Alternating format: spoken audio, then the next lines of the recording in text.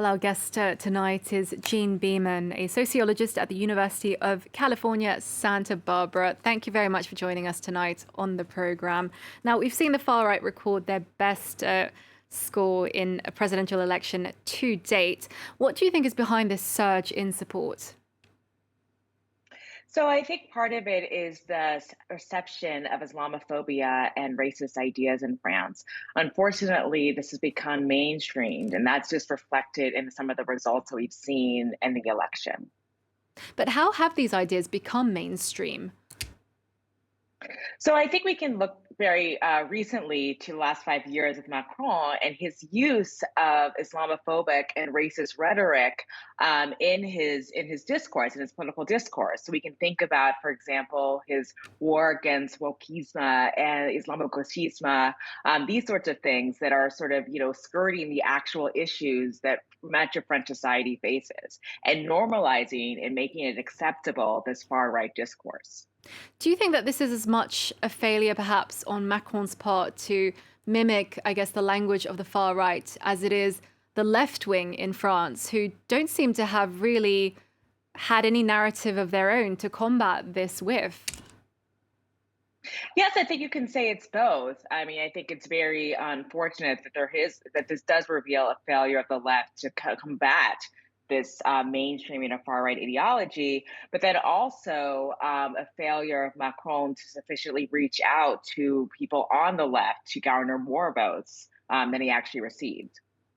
So why do you think Macron has, I suppose, shifted so far to the right? Well, I think it's because that's a much more attractive platform, and much more he's able to garner more support that way than actually directly tackling issues of Islamophobia and racism in French society. I also think French Muslims are long used to being a sort of political football in these kinds of debates, and so it's very easy and tempting for someone like Macron to use them and deploy them in the way that he has. Now, we've seen one figure on the left emerge as a possible, I suppose, rallying figure among the left, which is very deeply fractured. And that is the far left leader, JeanLuc Melenchon, who came in a close third to Marine Le Pen in the first round. Let's first take a listen to a soundbite of him here now. Ne vous résignez pas. Do not give up. On the contrary, now is the time to act all together without hesitating. Democracy can once again give us the means to change our destiny. The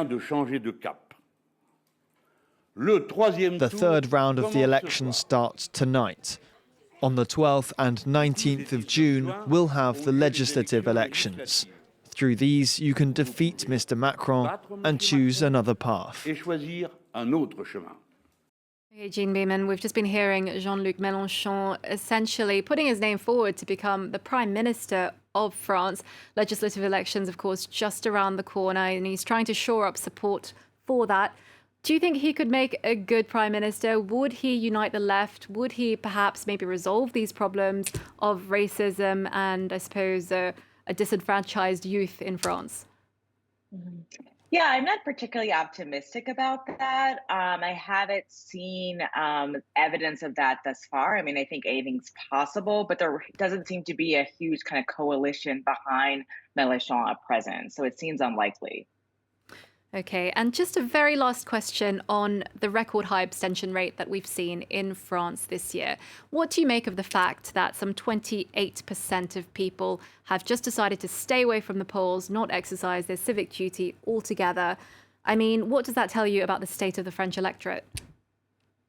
Well, it's very depressing to think about how many people in France feel so marginalized and excluded from the contemporary political discourse that they didn't feel compelled to vote for either candidate.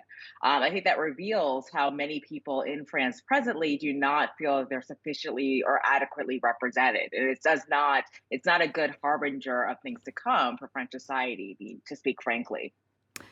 Okay, Jean Beaman, thank you very much for your time here on France 24. Thank you.